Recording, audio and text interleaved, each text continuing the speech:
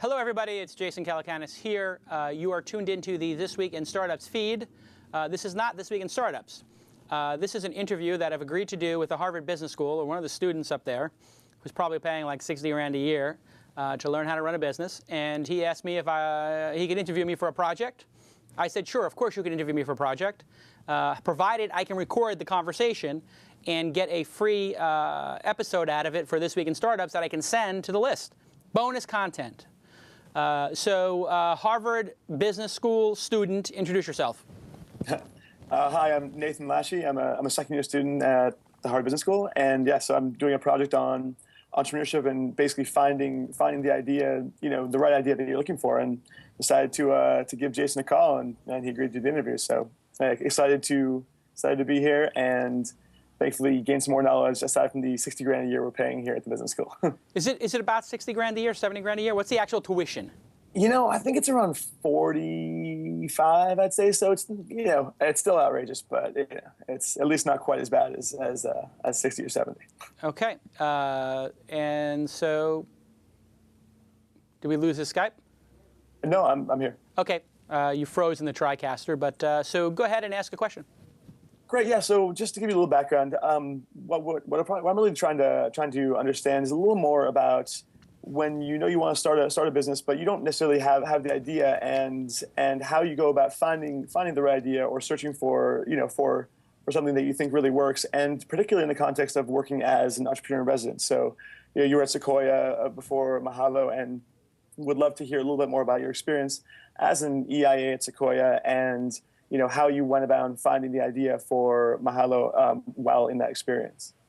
Yeah, so finding your next idea is a process, and as you get more experience as an entrepreneur, the process changes because I get a lot of ideas brought to me, and I get access to a lot of really intelligent, inspired people, so it's pretty easy for me to find inspiration out there. But going back to my first businesses, Silicon Valley Reporter was a magazine I created in 1995, 96.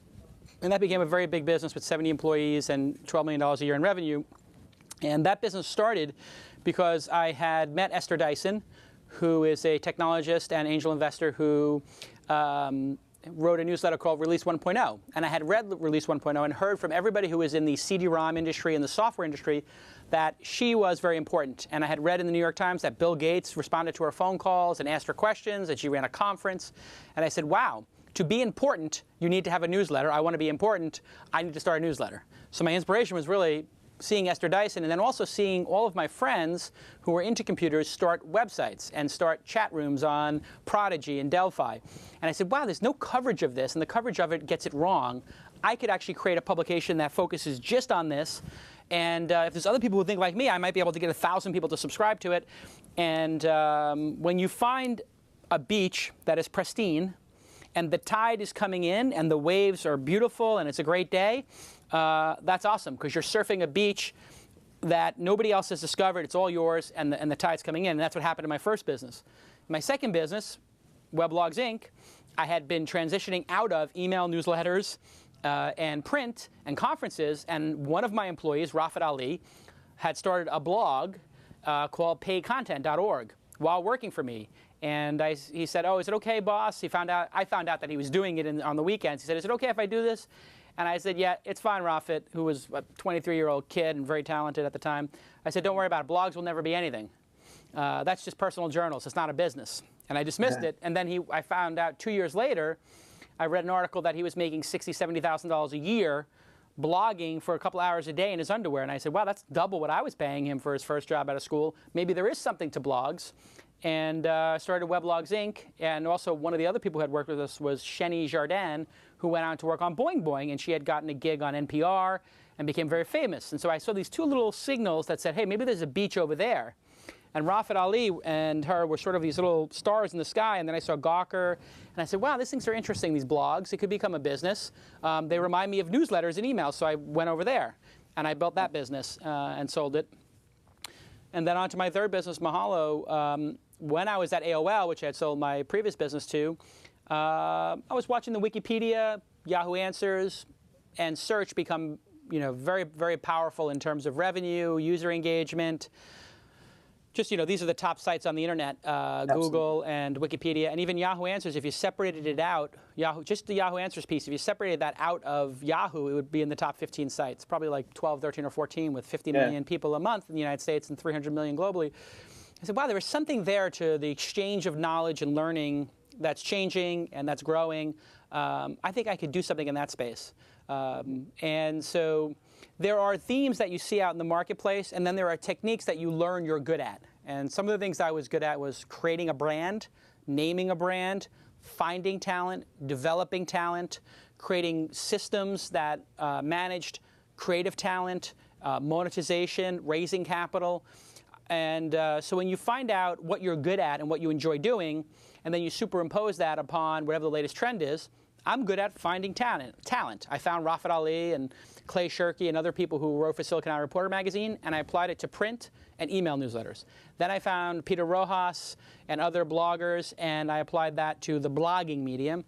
And now I'm doing topic pages and question and answer and finding the next generation of interesting creative people who are creating content in a large-scale distributed content network. So knowing what you're good at, it's sort of like a layer, and then there's verticals that you can apply it to, or you can make the XYZ axis any way you want. But that's usually how I look at the world, and I like to try a lot of things, and I like to look at a lot of things, and that's it. That's how I find businesses. That sounds pretty good. How is that? How would you say it's changed? I mean, so you explained, how you got started in the first couple, and so now you say more things come to you. How has the process changed over time now that you have become more established and just more well known, I guess? Yeah. So I get about 400 or 500 emails a day. A large number of them are people saying, gosh, I saw you wrote a blog post about this, you tweeted about that, I have an idea for a business, here's what I would like to do. And then filtered down from there, I started the Open Angel Forum, which is a event that we just started in January of 2010 that allows entrepreneurs to pitch their ideas for companies to angel investors in 5 different cities, and we're going to be adding 5 more this year. So we'll be in Boston for you guys and up at Harvard soon, that lets me see over 100 people pitch to each city 3 times a year. So that'll be 15 to 30 events a year, probably 15 this year and 30 or 40 next year. And I review some of them, and then I meet with in person or over a WebEx or a teleconference the top 15 and spend 20 minutes with each one. I did the TechCrunch 50 conference for the last 3 years. That's over 1,000 people apply to that, and I meet with the top 20%, 200. That takes me about 10 days, and I look at 20 companies per day. It sounds insane, but I do it. Sometimes 15 days. Some days I see 7 or 8. Some days I see 15 or 20, and I literally have 2 computers set up, and my assistant will have one person set up on this WebEx and one person set up on this WebEx. I'll do a 10, 15-minute presentation, question and answer. I'll go to this one, and then he sets up the next one. And it's a pretty amazing process of just ideas coming at you. I read like crazy. I'm never not reading. And I go to conferences and listen to smart people and play with a lot of product. I like to use the products that are out there.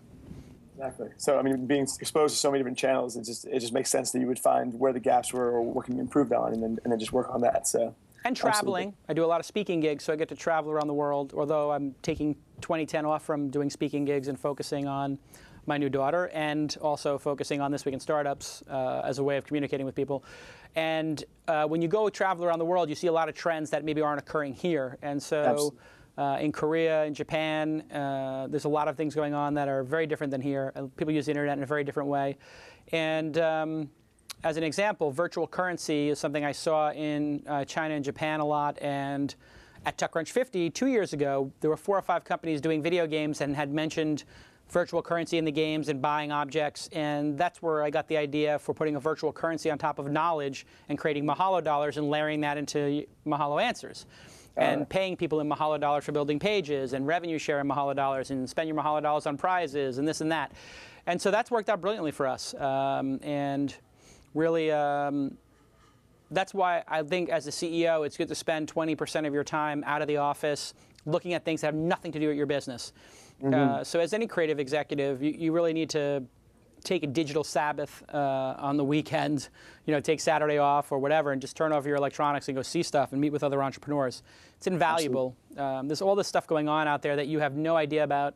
Now I get asked to be on boards as well, so I'm on the board of a company called Savings.com, which understands the SEM, search engine marketing business. That's when you pay for the text ads on the internet, and they spend a lot of money on text ads, millions of dollars. And so I'm learning that business. And the reason I joined the board there was to learn that. And they asked me to join the board so they could tap me for community and content and brand building stuff. So, I'm totally blessed. I get so much information brought to me. And in the beginning, I had to search it out. But, it's there's so much opportunity out. There's more opportunity today than there was when the internet started, in my mind. Hey, great. So, and now I'd love to transition a little bit into your experience as an entrepreneur in residence and how that helped to the creation of Mahalo. First of all, did you come into that experience with the idea for Mahalo, or is it something that developed when you were in the program? I had a couple of different ideas, and there is no formal program at Sequoia, and they don't really do it. They've maybe done it twice, I think. And so it's not like a formal come into the office and be an entrepreneur in residence, although some VC firms have that. I wasn't getting paid by them, actually. There are some VC firms who will pay you.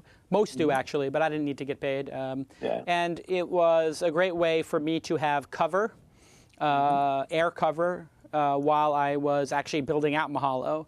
I kept the front up that I'm, entrepreneur in residence, long after I knew what I was going to do. And so it sort of, and I helped them, look at deals and review stuff, certainly, and still do refer stuff to Sequoia all the time and have a very tight affiliation with them. But I think that title is something everybody wants. It seems very attractive. It's basically, I think, a way for high-end VCs to develop their relationships with entrepreneurs who have a track record. That's it. Absolutely. And you only get that role if you're asked. You don't get that role if you ask for it. It's a very sort of nebulous thing that I think maybe when I was younger, I was like, oh my God, I want to be an entrepreneur in residence. If you're at the point where you get asked to be an entrepreneur in residence, you don't really need to be an entrepreneur in residence. You could be starting your next company. It's just a nice way of a VC firm getting to know you better and you getting to know them better. It's nothing more than that. I wouldn't obsess over it, and certainly I wouldn't look for it as a gig. Of course not. It's a nice little aside, but it's generally, I think people think a little too much of this concept. Makes a lot of sense. Were there any other ways that I guess you benefited from being under working with Sequoia or under the Sequoia wing while you were developing Mahalo, aside from obviously being up front and maybe having the opportunity to bounce ideas off of partners there? Any other benefits that you found during the program? Again, there's not like a formal program. Oh, sorry, as such. not the program. But when having the title, being associated with the most successful venture capital firm in history, yes, it has its benefits as an entrepreneur, of course. It means that I can get a meeting with anybody. It means that people assume you're the next Google or Yahoo or YouTube, because why would they invest if you didn't? Or they at least give you the benefit of the doubt. It means every other venture capital firm wants to invest in Sequoia deals. Large companies want to meet with Sequoia companies to do partnerships. They have a halo around them that is second to none in the venture capital business. I mean, there's certainly a top tier of venture capital firms, Benchmark, Excel, Index Ventures now has done a really good job. So there are these, Benchmark, if I didn't mention them. There's a top tier, Kleiner Perkins, Kozla, and the new Mark Andreessen fund. I mean, there's a top tier, and they have a stellar reputation. If you're lucky enough as an entrepreneur to be associated with one of those groups, it does help you tremendously in recruiting employees, recruiting partners, and even getting press. Somebody wrote a story, anointed by Sequoia, which was very complimentary and somewhat true. If you get picked by one of these venture capital firms to be an entrepreneur in residence, it's like, well, you always have that on your resume. It looks good, I guess. But by the time, I could have really used that 10 years ago. At the time I got that, I had probably 5 different offers from venture capital firms to do something. So it's a great irony of life is like when you really could have used something, like I really could have used the Tesla sports car when I was single and 25, but I got it when I was 38 and married. It would have been really cool to have a supercar when I was young and dating people, but I digress. I think you get the idea. Absolutely, absolutely. That makes a lot of sense. I mean, and Sequoia aside, are there, knowing what you know about the other VC firms and their programs, is there anything that you would change about the way they handle the entrepreneur residents, or how they do try to have relationships with established entrepreneurs and then build ideas and companies from that? The good news about the tradition of entrepreneur in residence is that it's very nebulous. You're under no obligation to, work with them. They're under no obligation to work with you. You've just decided that you're going to camp out together. You're going to share information. You're going to brainstorm together. Maybe they have people, entrepreneurs I can help. So I did talk to some other companies and meet them and give them some ideas. So it's just a way of sharing information and being associated with each other and getting a deeper feel for each other. But it's not.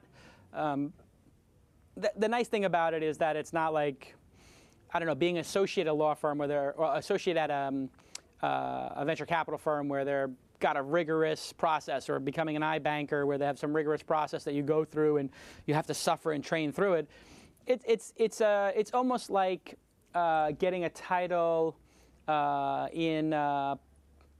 it's like getting what do they call those diplomas that you get when you actually didn't earn them? Oh, an honorary degree. It's like an honorary degree in some ways. It's like, oh, you've arrived. You're a great entrepreneur. Congratulations, you're an entrepreneur in residence. But it doesn't actually mean that your company's going to be successful. It doesn't mean you have good ideas. It doesn't mean you're working hard. It means nothing. Yeah. It's just a title. Exactly. All that matters is the product you create. So the association, it means nothing if you don't create a product that delights people, that makes money, and that grows. Exactly. So don't, again, my advice, think too much of it. Absolutely. So going a little bit more back to just finding that idea. I mean, you said obviously expose yourself to everything and listen to the smart people around you. Is there any other systematic way you went about? Obviously, you had some areas which you were very strong in, content creation and things of that nature. Is there any system that you went to evaluate certain areas? Because obviously it's a huge world out there, and you want to find kind of the things that you're good at and the things that you think are interesting. I look for themes, and so blogging was one theme, social networking is another theme, sharing media is another theme, and then I will make those into a matrix and start comparing them. So if you have social networking and you mix it with these other things, what do you get? So social networking plus casual games equals Zynga. Social networking plus photos equals what? Flickr. Photos plus search equals what? The Find or Truvio. Video plus, pick some other vertical, blogging equals vlogging. It didn't work, actually. So not everything you put in the matrix makes sense or works. Of course. But I do that on a pretty regular basis. And so podcasting was one, and publishing and podcasting and blogging. If you combine the blogging aesthetic and gestalt with podcasting, what do you get? Well, I think what you get is a video network doing streaming video, which I'm in the studio right now for thisweekin.com, which is a new company I started. I have a CEO who's joined us, and we're going to announce raising just a little bit of angel capital for, and that has 6 employees and 8 shows and is growing very nicely. And so I think there's an opportunity over the next 3 to 5 years to build a network of shows, maybe 10 to 30, probably 20 to 30, that have advertising in them and is sort of like a Weblog Inc. 2.0 of video. And I had actually modeled that business 5 years ago after Weblogs Inc., and that was my plan for Weblogs Inc., was to make Engadget television, Autoblog television, and all those different TV kind of stations out of them, and TV shows, but on the web. And I never got to it because I'd sold the business, but it was always in the back of my head, and it never worked.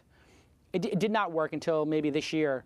5 years ago, bandwidth was too expensive, post-production was too expensive, cameras were too expensive, equipment, everything was too expensive.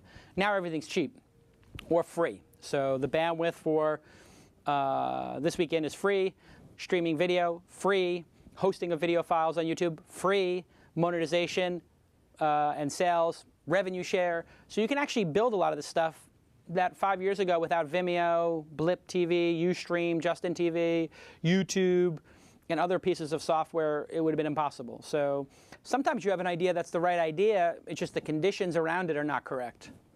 Absolutely, absolutely. Great. Well, I mean, I'm finishing up here, but I was just curious, any other advice you have for maybe young, aspiring entrepreneurs who maybe they haven't found that idea that they think is just going to knock it out of the park yet, but they're looking for it and just trying to find a way through. So, love any thoughts there. Yeah, I think you miss 100% of shots that you do not take. So you're going to want to take a lot of shots, and if it doesn't work, there's nothing lost. Don't overestimate the downside risk. Don't be afraid of failing. Don't be afraid of changing course. Most successful businesses are doing something other than they started out to do. Sony started out making heating blankets, electrical blankets. Sony, really? Huge company. No idea. Microsoft started by building BASIC. Where you start is not where you finish, and so you want to try a lot of different things. And I think the number one thing people do is they underestimate how much work it's going to be, and they overestimate what the downside risk is. If you fail, we live in the United States, which has a business system which is best described as criminal. You can fail, shut your doors, walk next door and start another company. And you can do that over and over and over again, and fail and screw up, and there's no ramification. If you lived in another country, in Japan, the entrepreneurs have to sign a personal guarantee when they raise venture capital, raise money. They're responsible. They have to give their apartment to the people who loan them the money if they go out of business. They have to sell their apartment to pay back the investors. It's insane. It's crazy. Personal guarantee.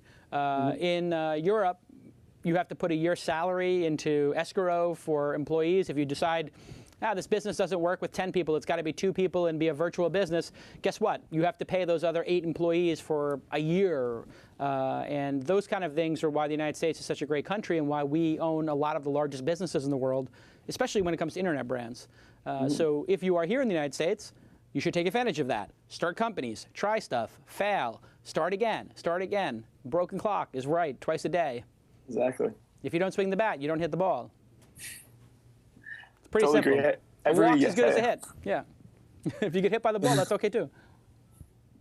Wonderful. Well, I totally agree, and you've obviously been a great example of that. So yeah, if a schmuck like me can make it happen, people in Harvard, you have no excuse. Believe me, I'm preaching that over here, and hopefully we have more people to move out west and start companies. So.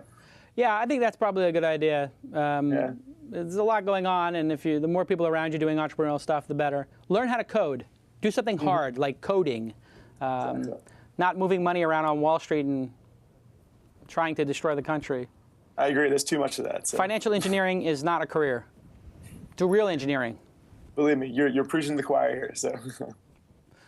Nice talking with you. Hey, nice talking to you. Thanks so much for the time. Really appreciate it. Come by for coffee when you're in Santa Monica. I absolutely will. Cheers All right, now. great. Cheers.